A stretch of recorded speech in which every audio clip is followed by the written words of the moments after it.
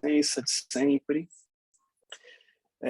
Obrigado aí pelo tempo de vocês, principalmente nessa tarde de quinta-feira. Então, o que a gente vem trazer hoje aqui é um pouquinho do Senap, né, do que ele é. Eu vou fazer aquela explicação do que a McAfee entende como proteção de dados para container, para plataformas em nuvens públicas, privadas, né? A gente vai falar um pouquinho desse tema que hoje também é muito comum, né? Todo mundo está pegando os seus workloads e levando dos seus data centers para algum data center virtual. Eventualmente isso vai acontecer, acredito, com a grande maioria das companhias, né? Não só por questão de custo, mas também por questão de agilidade, né? Eu acho que os dois fatores aí, porque custo em ambos os lugares a gente tem, né? Mas a agilidade que a gente ganha com esses workloads em nuvens, em data centers na nuvem, são bem legais para o negócio, né? Trazem bastante resultado positivo para o negócio. Eu sou Rafael Bortolato, eu trabalho como Sales Engineer já há bastante tempo com segurança, né? Estou com a McAfee aí já há alguns anos também. Minha especialidade é nuvem, então todo o portfólio de NVision, CASB, né, proxy em nuvens, ETNA, tudo que cobre SASE e também as aplicações de workload, eu tento ajudar vocês aí no máximo que eu puder nesse sentido. Então, sem mais delongas, né, vamos dar uma olhada aí no que é esse bicho Senap aí, que essa siglinha, o que ela significa, por que ela chama isso e como a gente entende todo esse cenário, tá? O que a gente tem, né? Então, voltando um pouquinho do papo que a gente começou no início, aí, alguns minutos atrás. Esse salto, né, essa cloudificação que está acontecendo, que não é de hoje, obviamente, mas já tem eu acho que ela está sendo acelerada numa velocidade muito grande agora nesses últimos 2 anos, pegar tudo aquilo, né, que estava dentro da sua premissa, dentro da sua rede protegida, né, ou até mesmo da sua DMZ, e levar essas cargas, serviços, processos para uma operação em nuvem, né?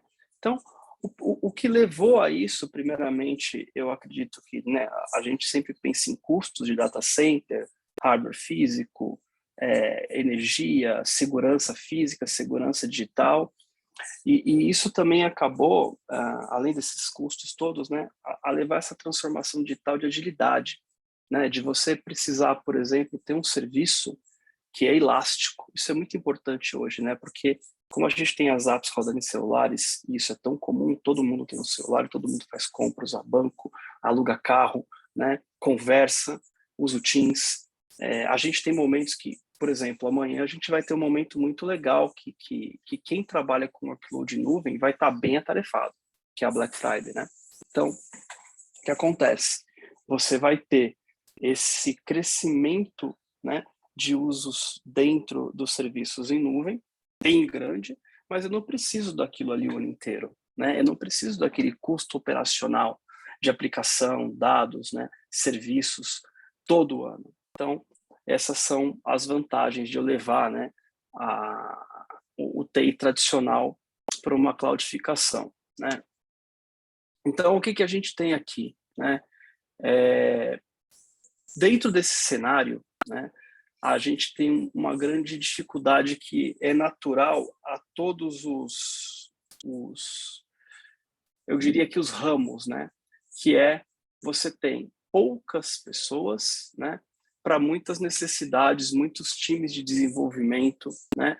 Você tem ambientes onde você tem o o runtime, né? Ou seja, o que você tem aqui? Você tem o software, as configurações, depois você vai ter aonde que essa carga de trabalho vai rodar, né? O seu workload, a sua rede, os seus serviços, as suas apps, né? E tudo isso, normalmente, né, precisa de segurança, e aí é onde a gente entra para fazer essa defesa, para fazer essa análise, para fazer essa proteção dessa carga toda de trabalho que a gente tem em nuvem hoje, né? O que são as joias da coroa quando eu falo aí, né, no sentido de dessa esfera de aplicação e workload? A gente tem que proteger privilégio administrativo, logicamente credenciais, e dados sensíveis também, né? Os dados sensíveis, eu disse até hoje, até numa outra ocasião, que independente do vetor do produto que a gente está usando hoje, o dado sempre tem que estar no meio, sempre tem que estar no centro disso tudo, né? Então, se eu estou usando... Hoje o DLP em silo não existe mais, né? Eu tenho um DLPzinho aqui instalado para endpoint. Hoje o dado, ele está em muitos lugares ao mesmo tempo, com a nuvem. Então, eu preciso, mesmo quando eu falo em proteger o workload, eu preciso pensar em data protection também, né? Por exemplo, se você tiver um serviço, um serverless qualquer, que usa um bucket S3 para armazenar código até que ele receba, por exemplo, algum tipo de artefato e arquivo lá dentro, para assim ele, por exemplo, chamar uma lambda para rodar um código, esse S3 vai ser protegido, né? Os artefatos que estão lá dentro, muito comum, por exemplo, você abrir uma conta num banco digital, numa fintech, e você postar o seu documento. Isso cai num bucket, não tô afirmando, mas provavelmente isso cai num bucket S3, caindo lá, ele vai disparar um código na Lambda para que ele possa rodar uma verificação e uma validação daquele documento. Então, os dados sensíveis estão em todos os lugares, privilégios administrativos, acho que já é o dia a dia de todos nós aqui, né? E aí, o que é legal, assim, pensar em tudo isso, né? A gente vai, o Senap, né? E aí eu vou falar de novo um pouquinho do que ele é da sigla já, mas para adiantar, a McAfee, ela chama-se, o Senap é basicamente uma aplicação para uma proteção para aplicações nativas em nuvem, né? É isso, é Cloud Native Application Protection. Então, dentro desse cenário, a gente vai ter a identificação, né? Aí tem um ciclo de vida aqui, né? Que a gente vê de um workload, né? A gente vai identificar com o Senap, né, serviços, né? A gente vai olhar o deploy e o build disso, depois o runtime, ou seja, aonde que ele está rodando, né? E depois a operação. Em cada um desses campos ou dessas fases, a gente tem, na identificação, serviços que foram feito deploy que a gente não sabe. E aí, não sei, né, qual a experiência de vocês que estão nos escutando agora ou que vão escutar em outro momento isso, mas pensem o seguinte: poxa, eu sei o que tem na minha rede rodando, eu sei o que tem na minha Amazon pública, na minha Microsoft pública, na minha Google pública. Será que sabe? Né? O que garante que, de repente, algum desenvolvedor ou algum recurso, ou algum técnico não tenha colocado e disponibilizado alguma coisa sem nosso conhecimento? Então, na ferramenta, a gente vai conseguir identificar esses recursos, mapeá-los, né? Fazer um mapa de região, recurso, aonde que ele está. Depois, no deploy, no build, será que eu não estou colocando ou publicando algo que não está com a configuração errada, não está de acordo com uma política de segurança, com uma melhor prática? Então, essa esteira a gente vai olhar. Depois do runtime, ou seja, propriamente dito workload, né, depois que isso está feito, que foi feito o deploy, que isso está rodando, que já está sendo acessado, como que eu vou proteger esse cara de ataque? Aí entra a vulnerabilidade, né, entra uma porção de coisas que eu posso proteger quando esse runtime está já exposto. E na parte de operação, é a questão de filtração de dados. Os números vocês estão vendo aí, não vou falar, né? 222%, depois 600% em ataque runtime, e aí a tentativa de exfiltration. É lógico que o 4.3 são os mais comuns que a gente vê, né?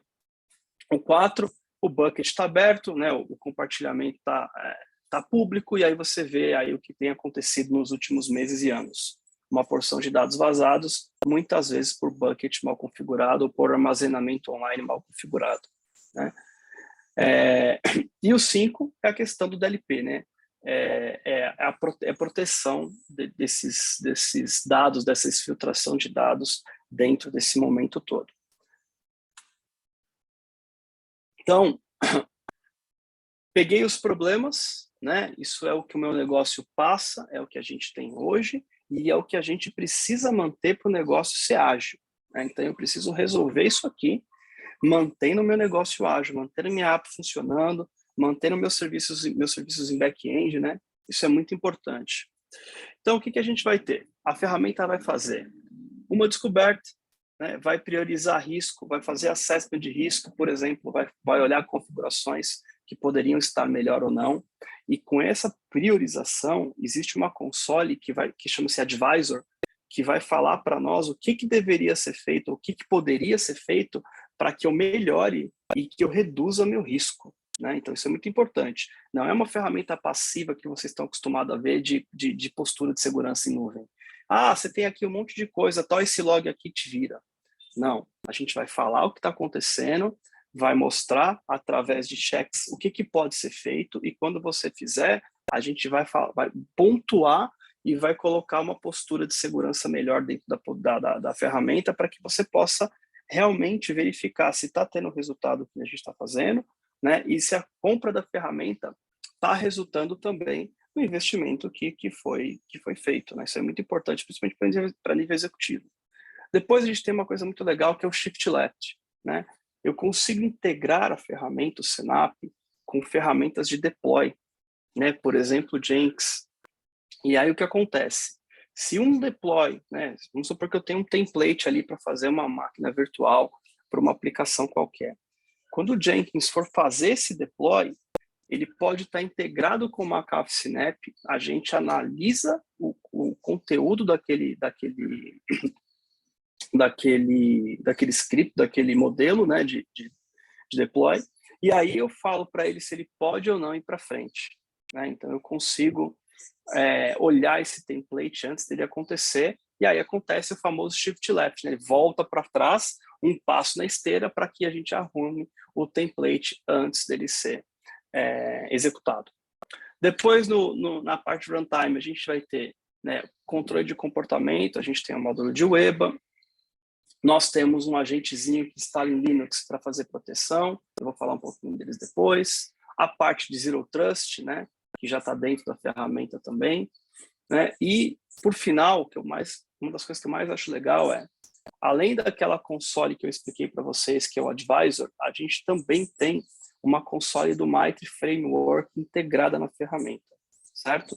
Então, todos os eventos que ocorrem, eles são correlacionados através de uma inteligência artificial e comparados com indicadores de comprometimento do Mitre. E aí a gente consegue ver quais são os indicadores de comprometimento que eu tenho para que eu seja proativo, para que eu conserte todos os problemas, né, de vulnerabilidade, de má configuração, shift left, antes que alguma coisa aconteça. Feito tudo isso, a parte de proteção, a gente vai ter uma compliance contínua com o quê? Eu consigo ter real-time DLP e eu consigo também fazer um scan diário de todas as configurações. Então, mesmo que um ambiente seja perfeito, eu vou continuar fazendo um scan para postura, porque alguma coisa pode mudar. Então, né, eu tenho essa parte de data protection, eu tenho a parte de malware protection, né? Poxa, tá tudo rodando bonitinho, mas por acaso alguém jogou um malware e esse malware passou e caiu num bucket em produção. Né? O produto vai lá, vai pegar, identificar e remover. Então, a gente tem a proteção completa e contínua aí, tá? Aqui é um pouquinho do que a gente consegue ver, né? A console do produto, ela é basicamente essa para quem nunca viu. A gente tem várias dashboards prontas, né? Essas dashboards, elas são completamente customizáveis e baseadas em relatórios e filtros que eu faço, né? E essa especificamente está focada em mostrar para a gente como que a nossa plataforma de infraestrutura como serviço está dentro do MVision Senap. Então a gente vai ter aqui, deixa eu pegar aqui o apontador para vocês acompanharem comigo. Aqui, ó. A gente vai ter essa parte aqui dos recursos, então ele vai falar para nós quantos recursos ele tem, quantos são compute, rede, storage e outros. Né? Outros, aí a gente tem aqueles pequenos recursos lá que depende de qual a rede, não entra nesses três grandes aí. Né? Aqui eu tenho bastante coisa de EC2, por exemplo, e aí você consegue ver quais desses recursos estão em conformidade com a minha política de segurança e quais deles não estão. Depois a gente vê quais aplicações me ofertam risco, né? Aí alto, médio, baixo. Quais são os recursos em risco distribuídos por nuvem? Isso aqui é muito legal. Então, vocês veem, a gente tem 2.3 mil recursos. Aqui eu tenho eles separados por tipo de recurso, e aqui eu já tenho separado por nuvem. Amazon, Microsoft e Google, certo? Depois, as políticas que mais tiveram incidentes, né, nos últimos 30 dias. Então, você tem política aqui confidencial, IP, classificação Bondon-James. Aqui você tem as contas, né, que mais estão não em conformidade com todas aquelas políticas que eu tenho definidas aqui, né? E as aplicações que ele detecta que estão com risco. Então, ele fala, ó, tem uma Healthcare App, uma Financial App, né? Então, são as apps que ele tem, que a gente consegue identificar e atrelar, e dizer aqui quais são os riscos. Então, isso aqui, basicamente, é uma foto do ambiente para que a gente possa seguir e depois cair aqui nessa parte de Mitre. Esse aqui é o Mitre Framework que eu falei para vocês, né? Então, vejam, aqui a gente pega todos esses eventos que eu tenho aqui, né, correlaciono e mostro, né, dentro dos incidentes, quais são os indicadores de comprometimento, aqui separado por criticidade alta, média e baixa, né, de acordo com a sua cor, aqui você consegue ver, cada um tem uma cor, e cada cada IOC que você consegue clicar, ele vai pegar e vai falar exatamente por que ele chegou nisso, como ele chegou nisso e o que eu devo fazer para não ter esse problema. Vejam que aqui o frame Mitre está completinho, né? Desde o vetor de acesso inicial até a exfiltração e impacto, passando por C2C, command control, né? Movimentação lateral, descoberta, né? Ganho de credencial, evasiva, escala privilégio, tá bom? Então tem tudo aqui bonitinho, bem fácil de ler, tá? Aqui, esse slide é só para falar um pouquinho dos nossos clientes, sendo que a Electronic Arts é um dos grandes clientes que a gente tem. A gente escolheu mostrar a Electronic Arts porque foi um caso de sucesso, primeiramente, óbvio, e também porque tem muito a ver com o nosso negócio, né, com tecnologia. Acho que a grande maioria dos técnicos ou até dos profissionais sempre gostaram, né, desse mundo de games também, e em algum momento usam alguma coisa da EA, né? Alguma rede de nuvem, algum jogo, um FIFA. Então, saibam que todo esse back-end da EA, todos esses workloads estão rodando com proteção Synapse, né? Agora um pouquinho mais, né? A gente falou um pouquinho do negócio, por que o Synapse existe, o que a gente endereça, e agora a gente vai falar um pouquinho da plataforma em si, né? Deixamos um pouquinho lá o caso de uso, e vamos falar de produto, vamos entrar um pouquinho mais ainda no tecnês, né? O Synapse, ele é uma suite. O que significa isso? Significa que ele tem 3 produtos para a gente falar. A gente tem o primeiro e mais conhecido de todo mundo, né? Que é a postura de segurança, o CSPM. O que a gente faz? Pluga nessas redes, AWS, Azure e GCP, né? Avalia, baseado em templates, quais são os níveis de segurança e se eles estão em conforme com os meus modelos, templates e padrões, e aí a gente enumera o risco e fala como corrigir. Depois, a gente tem a parte de workload protection, que é muito legal também, né? Então, você pode ter, né, lá no Linux, Docker, Kubernetes, os seus workloads. A gente consegue colocar um agente nesse Linux e colocar também dentro dessas plataformas, né, a AWS, Azure, GCP, um ponto de presença. Então, esse ponto de presença vai ser uma infraestrutura que vai falar com a nuvem da McAfee e vai controlar todos esses agentes dos workloads, né? E depois eu tenho a parte de aplicativos e dados, né, que foi aquela que eu mostrei para vocês, que é a parte da DLP e a parte de proteção, vulnerabilidade das aplicações, né? Então eu vou quebrar aqui, a gente falou um pouquinho das 3, né, e agora eu vou quebrar as 3 e falar só um pouquinho de cada uma delas. Então, postura de segurança.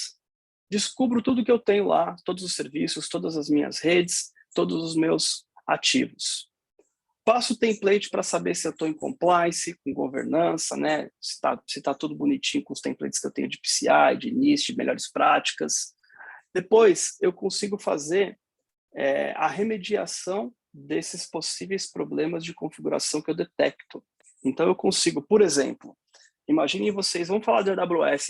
E aí, Rafa, por que você fala tanto de AWS? Porque normalmente é o mais comum, né? É o que todo mundo está acostumado a mexer, mas não que, né, seja melhor ou pior do que os outros três, tá? É só por uma questão de popularidade. Mas existe lá, por exemplo, a solução integrada com a AWS. Então, eu consigo, dentro de um bucket S3, colocar um código, né, para remediação, e, através de uma política, chamar, né, uma lambda para rodar esse código e começar a fazer remediações automáticas com essas políticas customizadas. Então, se você pensar dessa maneira, o alcance da ferramenta fica praticamente infinito, porque você não está preso aos templates da McAfee, você não está preso, por exemplo, às respostas que a gente pode dar, você está livre para criar e construir a remediação que você quiser e chamar ela através de uma política, né? Na verdade, é isso que a gente quer que vocês façam, né? Eu quero que a ferramenta acompanhe a agilidade de um pessoal técnico que está acostumado a trabalhar com Kubernetes, com container e com nuvem pública, né? Eu não quero engessar, eu não quero esperar a McAfee soltar um template, eu não quero ter que ligar para o suporte, eu quero eu fazer as minhas remediações através de custom policies, né? E a integração com a esteira de CI/CD que eu acabei de falar, que é o Shift Left, né? Então, você tem aí essas integrações para poder analisar os templates, né, e voltar eles para a esteira um passo atrás para que eles possam ser corrigidos, né? A proteção de workload, né? A gente sempre começa com o discovery também de workload, de aplicação, aí a gente vai passar, né, um scan de vulnerabilidade desses containers, desses workloads, a proteção de ameaça para malware, né? A gente vai ter o application control e nanosegmentação através dos agentezinhos, e a gente vai ter política também para hardening, né? Então, imagina lá que a gente vai colocar lá um agente, ele vai estar rodando numa máquina Linux, num workload, e aí a gente consegue passar um template de hardening nesse workload. A parte de app e dados, né? Mais uma vez, já falei, mas vamos de novo, né?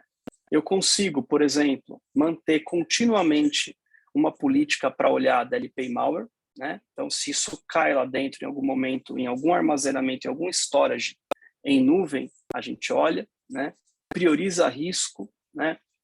A gente tem uma única console e uma única plataforma, isso é muito importante. Então, essa plataforma MVision da McAfee, ela tem, né, o Shadow IT, ela tem o CASB, ela tem o Proxy em nuvem, ela tem o ZTNA, ela tem o DLP e ela tem o Senap, que é o produto que nós estamos olhando, né? Então, é uma única console, uma única plataforma, um único ponto de controle e acesso. Tudo isso, e o Mitre eu já expliquei para vocês, né? E o que é legal, o Mitre, ele, né, o motor dele funciona para todos os incidentes. Então, eu correlaciono, por exemplo, um incidente que ocorra numa nuvem SaaS e IaaS, eu consigo correlacionar sim, né? Então, isso é muito legal, tá? Esses incidentes a gente pega através de API, tá? Então, a gente vai capturar logs, a gente vai fazer toda a análise ligada à API. Eu sei que, não sei, ninguém me perguntou, mas se você tiver, eu sei que alguém escutando já deve estar perguntando aí como que a gente vai fazer essa análise toda. Fora que eu também tenho análise de comportamento, né, de login fora de horário, comportamento super-humano, né, comportamento de rede diferente, enfim, eu tenho uma porção de cheques que vocês podem avaliar no EBA da solução, tá? Então, não interessa qual que é o módulo que você adquira, desde o Shadow IT até o Synap. A plataforma de Weba, Mitre e Cloud Security Advisor sempre vai junto deles, né? Eles são parte core integrante da ferramenta, independente do módulo que você tenha, ou um ou todos. Isso também é um diferencial muito grande, né? Porque você se beneficia dessa infraestrutura de inteligência artificial, mesmo com uma licença que não contemple toda a solução, tá? Aqui a gente tem um pouquinho, né? Não sei se vocês... Deixa eu só fechar essa janelinha aqui, ó. Então, vocês vão ter aqui, ó, como eu disse para vocês, uma aplicação, uma integração de API muito legal, muito forte, né? Então, aqui, ó, a gente tem, né, o nosso produto, né? Então, eu tenho aqui a verificação de configuração, né? Por exemplo, Um bucket S3 que não está criptografado. Bem simples o exemplo, né? Um desvio de configuração, né? Um DLP, um IAC, uma estrutura como código, uma infraestrutura como código, né? Como comando, e um Analytics. Tudo isso é ligado via API. Então, a gente consegue olhar o CloudTrail, a gente consegue ver os buckets, né? E aí, coloque em malware também aqui, tá? Dentro desse DLP, pense em malware. E aí, a gente consegue ver, né? As instâncias, todos os recursos, balanceamento, né? Aqui tem os templates, né? CloudFormation, Terraform, tá?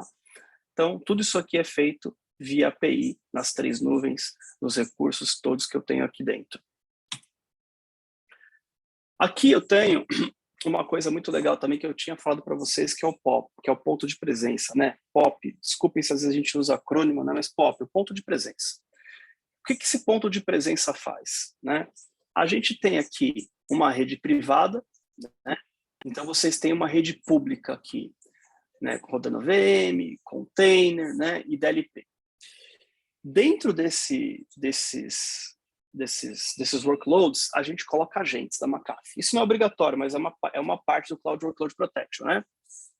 Esses agentes, eles vão se comunicar via link privado com um ponto de presença que a gente vai instalar. Para quê? Para que somente o ponto de presença fale com a McAfee no back-end dela, né? Então, a preocupação é a seguinte: pô, Rafa, mas você quer me proteger os pontos de presença, mas vai colocar a gente falando com a tua nuvem?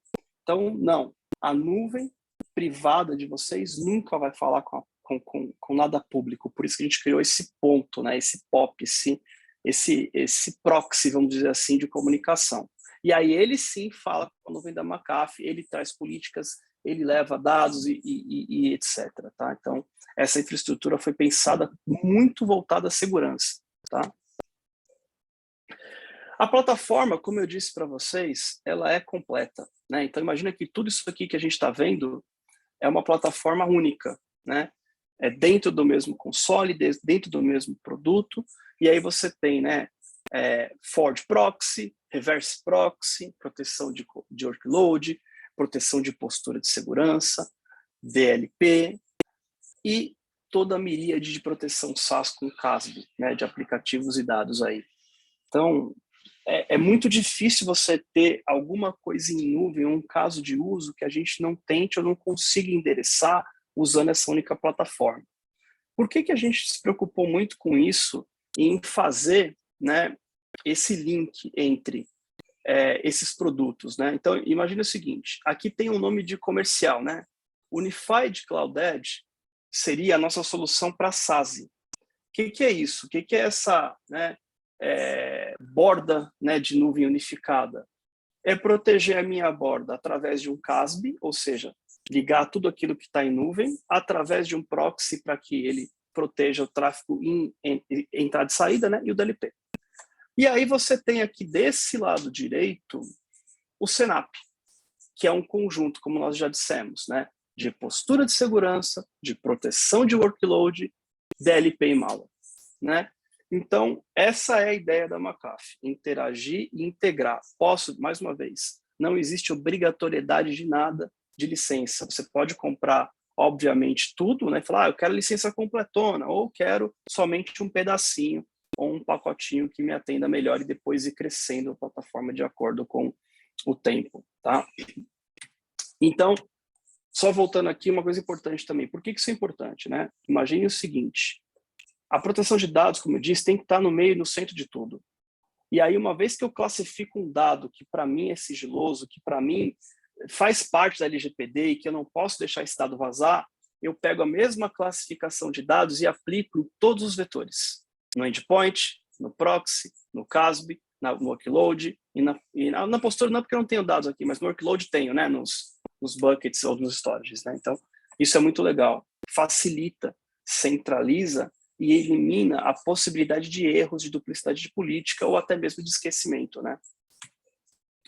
Aqui tem os links para vocês olharem tudo que o CNAPP pode fazer, né? A demonstração do produto. Obviamente, se vocês precisarem de maiores contatos, vocês vão deixar com a gente os contatos, aí o account manager que é responsável por vocês vai entrar, a gente vai marcar uma demo, vai marcar uma POC se for necessário, né?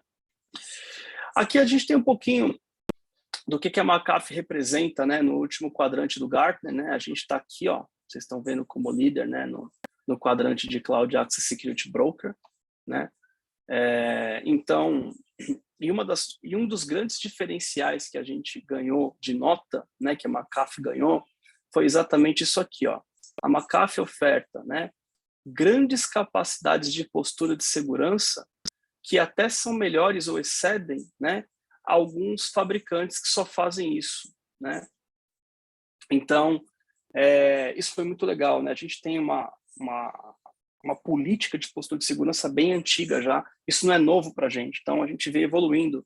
Nós temos aí quase 700 templates prontos para juntar em todas as nuvens, né? Amazon, Google e Microsoft, para vocês escolherem e aplicarem já desde o dia zero, uma vez que vocês implementem ou instalem ou integrem a ferramenta, tá?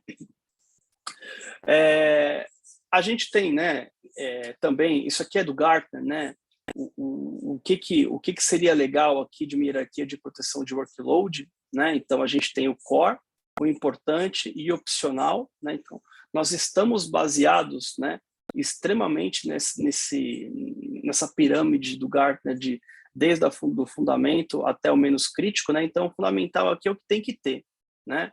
E aí a gente tem aqui proteção, sistema, garantia de integridade, DP, hardening, né? Aí vai para o workload, né? Então isso aqui é só um pouquinho para vocês entenderem por onde, né, que a gente vai o produto. Então tudo que a gente faz, a gente tenta ter a sinergia com o que o mercado precisa, o que o mercado está indo, né? Então as ferramentas normalmente tendem a atender essas necessidades que a gente tem, né? Aqui também um pouquinho de número, né, que a necessidade que a gente vem aí de entender o que é Cloud Native, o que não é, o que eu tenho visto, e aí seria legal até isso para um debate, uma mesa redonda, né? Eu tenho visto que esses termos de cloudificação, container, né, esteira de desenvolvimento, CI/CD, shift left, enfim, todas essas nomenclaturas que existem agora, elas acabam sendo até um pouco obscuras, muitas vezes para clientes que já estão, empresas que já estão até usando isso em nuvem, né? Então, isso aí vem de encontro com você ter uma ferramenta que possa, pelo menos, enumerar, mostrar, né, de maneira gráfica o que está acontecendo com o seu ambiente em nuvem, né? Eu acho que só esse ponto já vale, porque se você não tem visibilidade, como você vai ter controle, né? Aquela história de sempre, né? Então, assim, deixar o workload perdido, né? Tem uma máquina lá que subiu e que está aberta com FTP, SSH, com senha padrão e a gente esqueceu. Por quê? Porque eu não tenho monitoria, eu não tenho padrão, template, eu não tenho nada, né? Então, isso é muito importante, né? De entender para que essa mudança seja válida também, né? E aqui um pouquinho, só para finalizar, né, não sei também, se de repente vai ter dúvidas nesse sentido, mas os licenciamentos do produto, eles são feitos de duas maneiras, né? Ou a gente tem, né, o licenciamento por conta. O que é isso? Eu tenho, por exemplo, uma conta na Amazon, uma na Microsoft e uma na GCP. Então, você fala, vou licenciar 3 contas. Ou eu posso também licenciar por recursos, né? Então, você pode falar, olha, McAfee, eu tenho 3.000 workloads aqui, 3.000 recursos, né? E eu quero ver quanto custa para proteger cada recurso, independentemente de onde eles estejam, né? Então, o que eu quero dizer com isso, né? A flexibilidade de licenciamento é boa porque, dependendo do caso de uso, um é mais vantajoso que o outro. Se eu tenho muitos recursos, vale a pena eu licenciar minha conta inteira. Se eu tenho poucos recursos, talvez valha a pena eu licenciar por recurso, né? Então, essa ideia do recurso foi para também ir de encontro com o que todo provedor de IaaS faz, né? É meio um pay as you go, né? Então, se você tem X recursos, você paga a proteção de X recursos, né? Então, isso é muito legal também, é muito importante, tá? A parte que eu tinha para dizer, eu encerro por aqui, né? Eu tinha aí 40, 45 minutos programado realmente para falar. Obrigado novamente pela presença, pelo tempo, pela atenção que vocês dedicam a nós, a Macaf e a mim também, obrigado. E aí, se tiverem alguma pergunta, alguma coisa, a Lu e eu estamos aí disponíveis para vocês. Obrigado, gente.